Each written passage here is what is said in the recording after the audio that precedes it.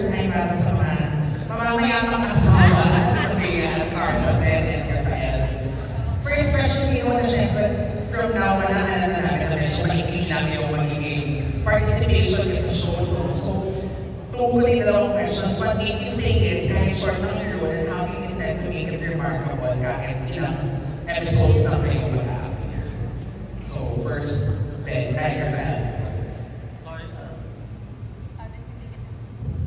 How did I make it remarkable? That's your question. Yes. Hi everyone, first and foremost. Hello, maraming salamat sa pagpunta ninyo dito.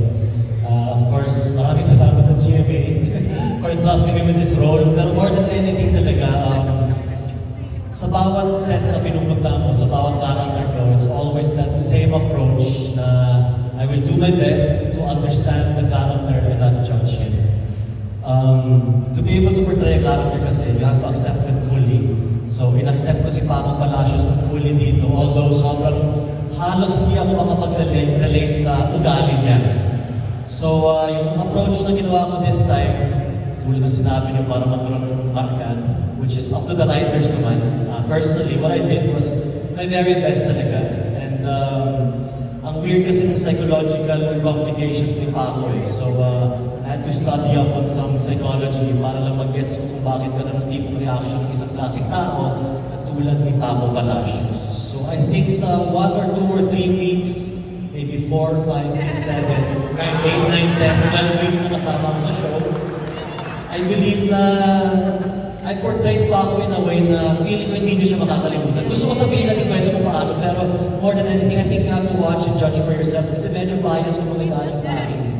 So I invite all of you to check it out kung paano kaming lahat kakaiba sa mga roles namin sa show na to. So, yun, with that, thank you so much.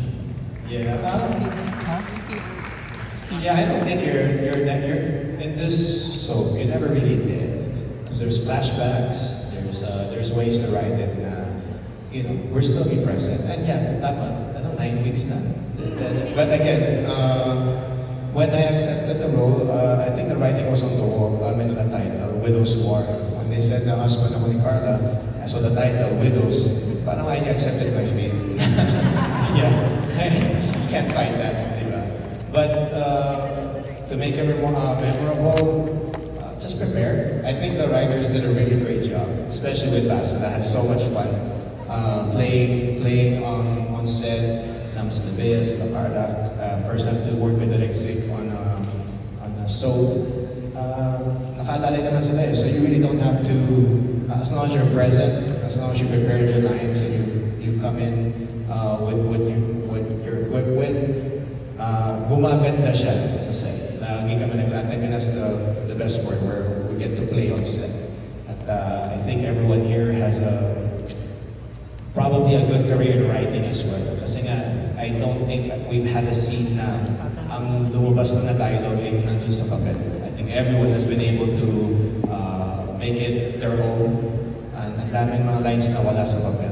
Maraming nuances, sabi nga nagkuya dito na wala sa papel. And again, what's war without death? So, we're honored to be the ones to go first. But you never know.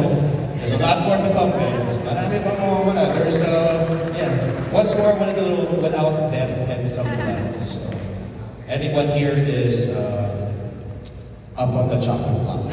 So, follow-up question para sa inyong dalawa din kasi ang hinabangan sa Widow's Web and Royal Blood ay isa sa mga hinabangan. Siya kung paano mamamatay yung papatayan. So, without spoiling too much, pero baka naman pwede.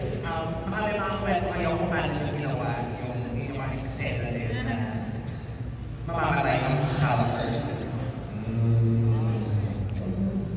Nakita na namin yung sa'yo eh. So, magaling ka sumagot bro eh, kaya parang gusto mo na ikaw mo na para iyahin yun. Any story behind the scenes sa kwento? Oh, you have to watch it. You really have to watch it. And it's not you would not expect it how. I mean, aside from yung nakita nyo na yung trailer niya, but who knows, maybe he's not dead there. You never know. Yeah, ang sinabi ni Ben, si Direk Zik has a very beautiful way of telling the story. And without revealing too much, yung scenes kung saan mawawala ang mga character, they will be so significant na maalala na talaga. It's very beautifully done. Yes. Personally, I had so much fun shooting them, and syempre pag nakahiga ka lang doon at nakapikit, di ba? Wala kang iba nakikita, kundi naririnig mo yung mga sinasabi nila, and more than anything, from them holding me, nararamdaman ko yung puso nila. So it was very intense, and I can just admit right now na habang nakapikit ako, naririnig ko yung boses at nararamdaman ko yung energy nila. Very sad, very strong energy of sadness. So sana. For what it's worth, kahit we're only there for a few weeks, our characters are really well written. Buo siya. Like you wouldn't be, you can't say na ano siya, you know, for certain guesting or cameo. It really is. Like, it feels like I know my character for a 20-week script na. Ganun siya kabuo. So, yeah, thank you to the writers. Thank you sa GMA.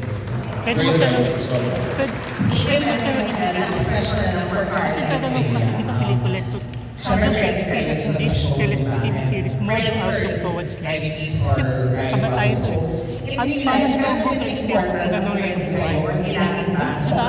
That's very, how does your experience in this mold your outlook towards life? Close na close sa'yo. Pwede itanong ko yun sa, Gagawin mo mamaya, sa okay lang kahit hindi super as long as ma-deliver yung kawayan. Harapan. Well, in the beginning kasi kailangan kasi yun, para masagot sa mga kasi mapaniwala di pa kamatayan. na Paano hinubog yung years na yung history ng friendship namin, di ba? So at the beginning, we made sure na talagang nag-build kami ng rapport, di ba? Kasi minsan yung kahit na simpleng touch or simpleng tinginan ninyo, magtatawanan kayo, alam niyo kahit na walang words. Di ba ganun yung magkaibigan ng matagal ng panahon? So, I think yun yung very intentional namin ginawa ni Carla na in the beginning we had to build that rapport since it's our first project together. Good thing, nung nag-vlog, she guested ako na vlog, parang somehow naman parang we were able to build it na. And then eventually, nung naging rivals na yung characters namin, nung nag-away na kami, I guess, mas madali yung part na yun. I guess, because hindi naman namin siya chronologically shoot, but somehow may mga nauna na yung part na namatay yung tatay niya, nakita niyo sa ADB kanina, namatay din ako ng tatay. So parang may pinanggagalingan na. And then it also helps na yung families namin magkaaway. So yung energy na yun parang nakukuha din namin. I don't know. For me, that's what happened.